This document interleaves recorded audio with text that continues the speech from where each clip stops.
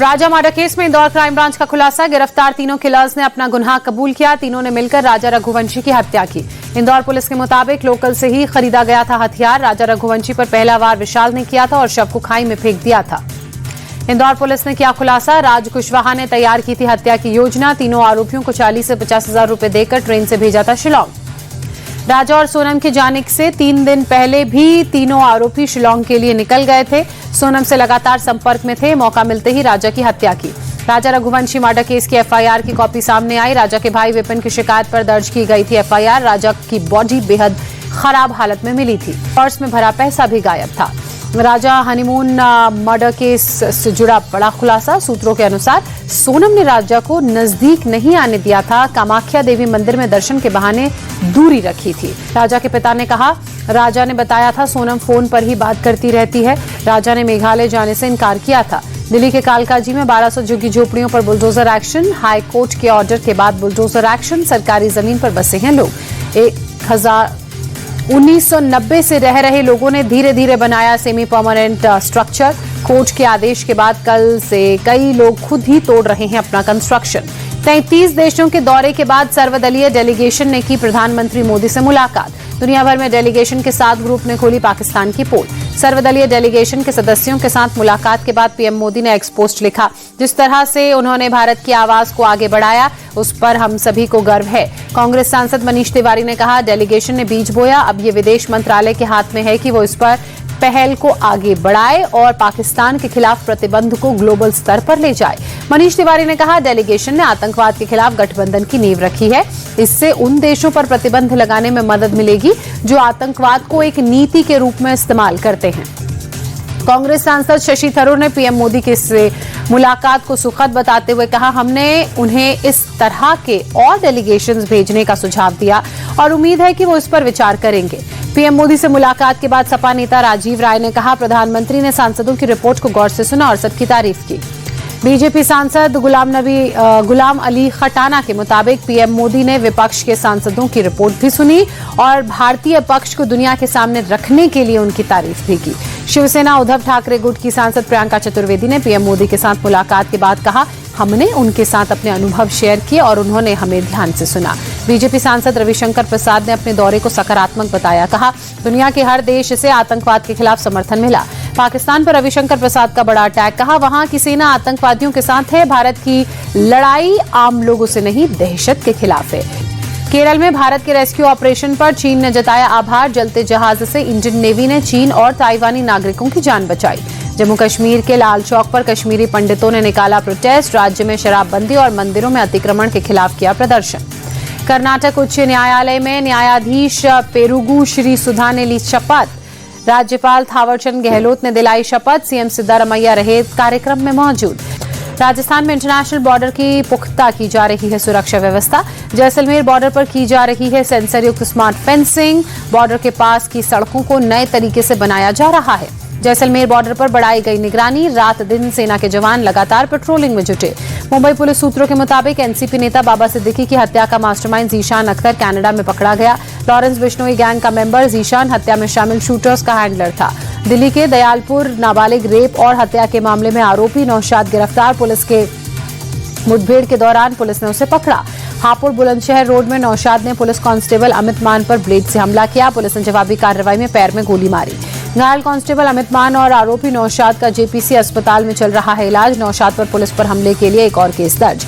UP के कानपुर में 6 साल की मासूम के साथ रेप। आरोपी ने बच्ची के विरोध करने पर सिर पर ईंट से किया हमला। घर वालों ने मासूम को अस्पताल में कराया भर्ती। पुलिस की टीम आरोपी की तलाश में जुटी। पुलिस आसपास के लोगों से कर रही पूछताछ। आरोपी घायल अवस्था में लड़की को छोड़कर फरार हुआ। यूपी के नोएडा में पुलिस को मिली बड़ी सफलता। 10 साल पहले लापता बच्चे की खोज की। 7 साल का बच्चा 2015 में मंदिर के पास से हुआ था लापता। हरियाणा पुलिस की मदद से बच्चे को सकुशल बरामद कर लिया गया। सूरजकुंड से एक बच्चे के अपहरण की जांच के दौरान नोएडा का लापता बच्चा मिला। पुलिस की तफ्तीश में बच्चे के शरीर के निशान से हुई पहचान। अपहरणकर्ता ने ही नोएडा से लापता बच्चे को अपने पास रखा था। फिलहाल पुलिस मामले को लेकर जांच कर रही है। यूपी के हरदोई में साड़ी की दुकान और गोदाम में भीषण आग, लाखों का सामान जलकर खाक। फायर ब्रिगेड ने आग पर पाया हालांकि काबू। यूपी के कानपुर में सुरक्षा को लेकर प्रशासन सजग, लोगों की सहायता के लिए PCR 112 के लिए 20 नई गाड़ियों को हरी झंडी दिखाकर रवाना किया। हिसार में छात्रों ने HAU के गेट नंबर 4 पर धरना शुरू किया। बीती रात सिक्योरिटी गार्ड और छात्रों के बीच जबरदस्त टकराव हुआ था। फरीदाबाद में एक शख्स ने 4 बच्चों के साथ आत्महत्या की। शख्स बच्चों को लेकर ट्रेन के आगे कूदा, मौके पर 5 लोगों की मौत। पत्नी के मुताबिक पति उस पर शक करता था। पिता बच्चों को घुमाने के बहाने लेकर गया था। बाहर ट्रेन के पास कूदकर जान दी। पुलिस मामले की जांच में जुटी। राजस्थान के जोधपुर में अवैध निर्माण गिराया गया। राज्य मोटर की जमीन पर बना था अवैध निर्माण, कई सालों से था कब्जा। कर्नाटक के बल्लारी में नदी में एक युवक को मगरमच्छ ने दबोचा। दूसरे युवक ने मगरमच्छ के जबड़े से लड़के को छुड़ाकर बचाई उसकी जान। गुजरात के अहमदाबाद में हिस्ट्री शीटर नजीर वोरा के अवैध निर्माण पर बुलडोजर। महानगर पालिका की कार्रवाई में नजीर वोरा की करीब 20 करोड़ की संपत्ति पर बुलडोजर एक्शन।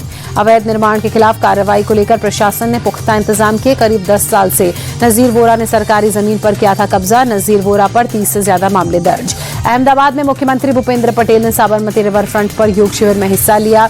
स्वस्थ गुजरात, मोटापा मुक्त गुजरात के तहत आयोजन। सीतामढ़ी में बनेगा माता सीता का भव्य मंदिर। बिहार सरकार ने 12 एकड़ भूमि आवंटित की। भूमि पूजन के लिए पीएम मोदी को आमंत्रित करने की बात।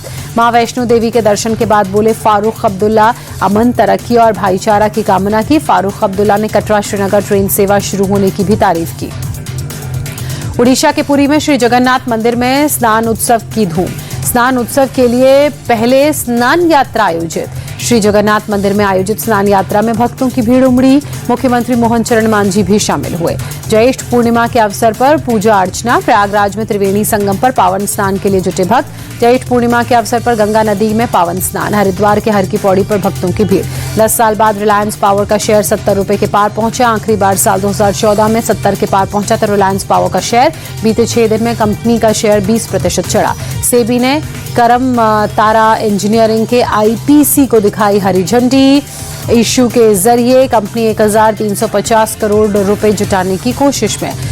आईटेल ने भारतीय बाजार में अपनी नई smart watch itel alpha 3 launch की। कंपनी ने घड़ी की शुरुआती कीमत 1499 रुपये रखी। ग्राहकों के लिए 3 रंगों में अवेलेबल रहेगी। फिलिप्स स्मार्ट टीवी भारत में लॉन्च। कंपनी ने टीवी की शुरुआती कीमत 10,000 रुपये से भी कम रखी। भारतीय एस्ट्रोनॉट शुभांशु शुक्ला का अंतरिक्ष मिशन फिर टला। स्पेसएक्स ने तकनीक की खराबी की वजह से एक्सोम मिशन के टाले जाने की जानकारी दी। शुभांशु शुक्ला का चौथी बार टला एक्सोम मिशन। स्पेसएक्स तकनीकी खराबियों को ठीक करने के बाद जल्द ही उड़ान की अगली तारीख का करेगा ऐलान। लंदन के लॉर्ड्स में आज से शुरू होगी WTC फाइनल की जंग। साउथ अफ्रीका और ऑस्ट्रेलिया के बीच भिड़ंत। भारतीय समय अनुसार दोपहर 3 बजे शुरू होगा मुकाबला। साउथ अफ्रीका और ऑस्ट्रेलिया की टेस्ट क्रिकेट में 101 बार हुई है भिड़ंत। 26 बार अफ्रीका ने मारी बाजी, 54 बार ऑस्ट्रेलिया जीता। 21 मैचों में ड्रॉ रहा।